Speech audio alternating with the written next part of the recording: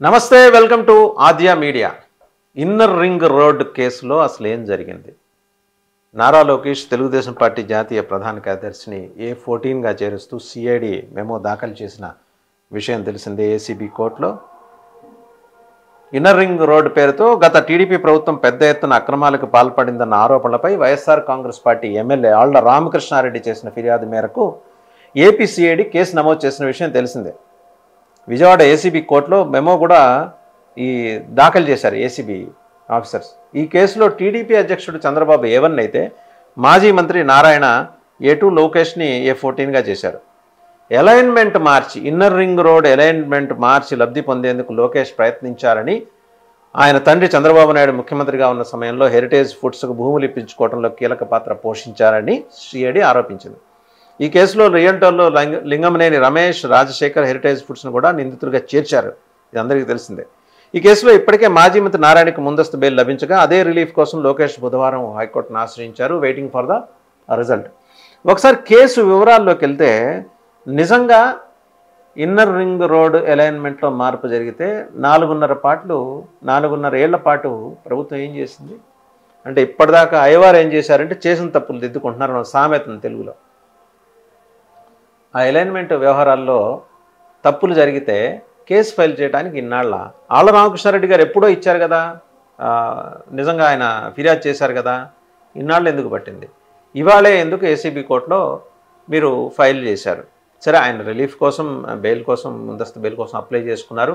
ఆ legal due procedures ఏమైనా ఉంటాయి, అవి ఫాలో అవుతారు వాళ్ళు చట్టపరంగా. తెలుగుదేశం పార్టీ ఎప్పుడు కూడా చట్టపరంగా చాలా పకడ్బందీగా ఉంటుంది. వాళ్ళు కూడా తగినన్ని ఈ శక్తుల్ని సమకూర్చుకొని న్యాయ పోరాటం చేస్తారు. బట్ చికాకు పరచటం ఏంటి? ఇప్పుడు ఆయన ఒక పక్క తండ్రి బెయిల్ వ్యవహారంలో ముందర అక్కడ ఢిల్లీ వెళ్ళి లాయర్లతో సంప్రదింపులు ఆ కార్యక్రమాల్లో ఉన్నారు. మరో పక్క యువగళం ఆపేసి కూర్చున్నారు. అంటే ఆయన యువగళం సాగనివ్వకుండా చూడాలన్నా, ఆయన్ని అరెస్ట్ చేసి దీంట్లో బెయిల్ రాకుండా చేసి అరెస్ట్ చేసి ఆయన కూడా ఇబ్బంది పెట్టాలన్నా ఏంటి? అంటే ఇంత కక్ష సాధింపు ఎందుకు? ఆయన ఎక్కడికి పోతారు? ఒకవేళ ఇంత ఆదరాబాదరాగా చేయాల్సినంత అవసరం ఏంటి? అండ్ ఇంకోటి, సిఐడి టీమ్స్ ఢిల్లీలో ఎందుకున్నాయి?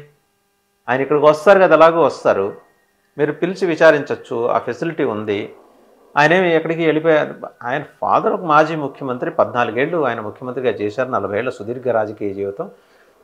తెలుగు రాష్ట్రాల్లో ఏ ఇంటి తలుపు తట్టి చంద్రబాబు నాయుడు గారు మీకు తెలుసా అంటే తెలుసు అనేవాళ్ళు 99.99% ఉంటారు. ఆ 0.01% కేవలం ఒక మినహాయింపు ఇవ్వాలి కాబట్టి ఇవ్వటమే, ఒక లివరేజ్ ఇవ్వాలి కాబట్టి. అటువంటి సుపరిచిత నాయకుడు కుమారుడు ఎక్కడికి పోతాడండి? మీకు ఎందుకంత ఆదుర్త? ఇవాళ ఇబ్బంది పెట్టి ఆ కుటుంబాన్ని, మాజీ ముఖ్యమంత్రి కుటుంబాన్ని ఇబ్బందులు పాలు చేసి ఏం బాగుకుంటారు? ఓకే, కక్ష సాధింపులో కూడా అండి కొన్ని లెవెల్స్ ఉంటాయి, కొన్ని ఫేజులు ఉంటాయి. ఆ కక్ష సాధింపు దాంట్లో ఇది మరీ మితిమీరిన చర్యగా కనిపిస్తుంది. ఇది అవ్వంగానే ఇంకోటి ఫైల్ చేస్తారు. మీరు రెడీగా ఉన్నారు. ఓ పక్క మనం నిన్న చూసాం, ఢిల్లీలో justice Khanna and justice Bhatti నాయకత్వంలోని బెంచ్లో ఇది హరీష్ సాల్వే గారు వేసిన పిటిషన్ చంద్రబాబు గారి తరఫున అది మెన్షన్కి వచ్చినప్పుడు జస్టిస్ భట్టి నేను ఈ బెంచ్లో ఉండటానికి మనస్కరించలేదని చెప్పిన దరిమిల జస్టిస్ ఖన్నా గారు హరీష్ సాల్వే గారికి చెప్పడం, దీన్ని మరో బెంచ్కి బదలాయించడం జరిగింది. ఇప్పుడు ఈ 3-4 రోజులు సెలవులు, 2వ తారీఖు వరకు సెలవులు, మళ్ళీ 3వ తారీఖు కానీ అది విచారణకు రాదు. ఒక పక్క ఆ సంక్షోభం, బెయిల్ గురించి ఆ వ్యవహారంలో దాంట్లో ఉన్నారు సుప్రీంకోర్టులో. మరో పక్క ఇది ఏసీబీ కేసులో, అంటే కేసు వెంబడి కేసు, చంద్రబాబు నాయుడు గారిని 73-74 ఏళ్ల వయసులో బిక్కిరి చేయటం, ఇది అంత సమంజసంగా కనిపించట్లేదనేది లీవ్ అబౌట్ తెలుగుదేశం ప్రజలు అనుకుంటున్నారు. ఉన్న పళ్ళంగా జనంలోకి వెళ్తే, ఎక్కడో నిన్న మాట్లాడుతుంటే వారణాసిలో ఉన్న ఒక సాధువు, తెలుగు భాషకు మాట్లాడే సాధువు, ఆయన అన్నారు చంద్రబాబు నాయుడు గారికి ఏంటి కష్టం, 2024లో ఆయన సీఎంగా రాబోతున్నారు.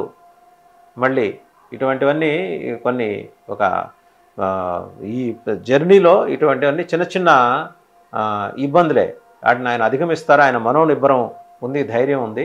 ఆయన నిరంతరం ప్రజల కోసం స్వప్నించే నాయకుడు, ప్రజలు బాగుండాలని కోరుకునే నాయకుడు. కాబట్టి ఆయనకి ఎలాంటి ఇబ్బంది పెట్టినా దాన్ని ఓవర్కమ్ చేసి బయటకు వచ్చేస్తారు అని ఇంకో ఉదాహరణ చెప్పారు ఆయన, ఆ సాధువు. అఘోర సాధువు బాలకృష్ణ స్వామి అని ఆయన ఉదాహరణ చెప్పారు. శ్రీకృష్ణుడు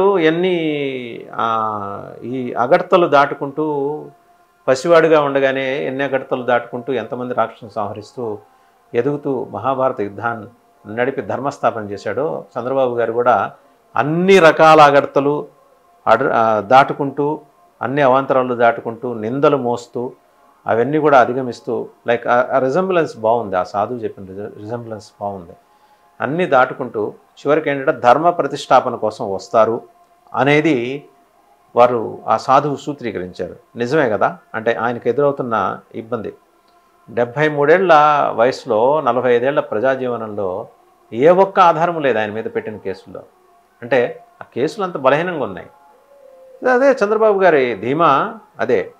వీళ్ళు అసలు బేస్లెస్ కేసులు పెట్టేసి నన్ను అక్రమంగా జైల్లో నిర్బంధించడం ఏంటనే దాని మీద అసలు అదే సమం కాదు, ఆ రిమాండే సమం కాదని కదా క్వాష్ పిటిషన్కి వెళ్ళింది. సో ఇంకా బెయిల్ అనే ప్రస్తావన ఎక్కడి నుంచి వస్తుంది? పోనీ ఒకవేళ అందులోంచి రిలీఫ్ ఒక 10-15 రోజుల్లో లభించిన వెంబడే ఇంకో కేసు పెట్టుకుని ఏసీబీ రెడీగా ఉంటే రేపొద్దు ఇంకెన్ని కేసులు రాబోతున్నాయి. సో జనం ఇదంతా చూస్తున్నారు. ఒకటి, లోకేష్ గారు యువగళం అన్నీ సవ్యంగా జరిగితే అక్టోబర్ 1న ప్రారంభమవుతుంది. మరోపక్క పవన్ కళ్యాణ్ గారి వారాహి ఫేజ్ 4 ప్రారంభమవుతుంది. ఒకవైపు దివిసీమ నుంచి ఉప్పెన మాదిరి ఆయన వస్తారు, మరోవైపు ఆగిపోయిన యువగళం వరద తిరిగి మొదలవుతుంది. ఇక్కడ ఉక్కిరిబిక్కిరి అయ్యేది ఎవరు? వైసీపీ ప్రభుత్వం. సో ఏం చేయాలో పాల్పోని పరిస్థితుల్లో ఉన్న అధికార యంత్రాంగాన్ని మ్యాక్సిమం వాడేస్తున్నారు. సో వాడకంలో ఏ స్థాయికి వెళ్ళింది వైసీపీ ప్రభుత్వం అనేది ఇది నిదర్శనంగా మనం చెప్పుకోవచ్చు. సో ఈ క్రమంలో మరి లోకేష్ గారి పాదయాత్రకి ఏమన్నా ఇబ్బంది ఏర్పడుతుందా? ఎందుకంటే మోస్ట్ లైక్లీ రిలీఫ్ లభించవచ్చు, హైకోర్టు బెయిల్ ఇస్తుంది. ఎందుకంటే A2గా ఉన్న నారాయణ గారికే బెయిల్ వచ్చినప్పుడు A14గా ఉన్న లోకేష్ గారికి ఎందుకు రాదు? కేసు తీవ్రతని బట్టి కదా ఈ అక్యూజ్డ్ నెంబర్స్ వచ్చేవి. సో ఎక్కువ ఇన్వాల్వ్ అయింది నారాయణ గారు. సో వారికే ముందస్తు బెయిల్ వచ్చింది. మరి A14గా ఉన్న లోకేష్ గారు లాజికల్గా ఆలోచిస్తే, అంటే దాంట్లో ఉండే లొసుగులేందో మనకి తెలియదు. చట్టపరంగా లాయర్స్ ఎలాగో తెలుగుదేశం మనకి ముందరే చెప్పుకున్నట్టు అద్భుతమైన జ్యుడిషియల్ వింగ్ ఉంది, వాళ్ళకి న్యాయ విభాగం ఉంది. వాళ్ళు చాలా పటిష్టంగా ఎక్సర్సైజ్ చేస్తారు.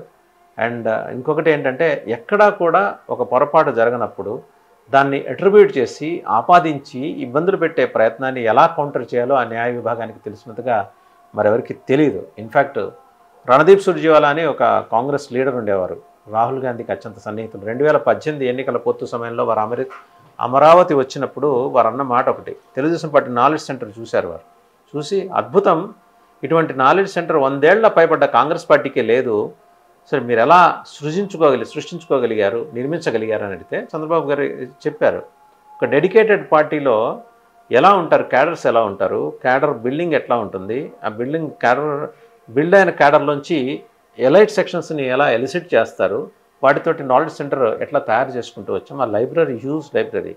సో ఇటువంటి లైబ్రరీ ఈవెన్ బీజేపీకి కూడా లేదు. So it's great.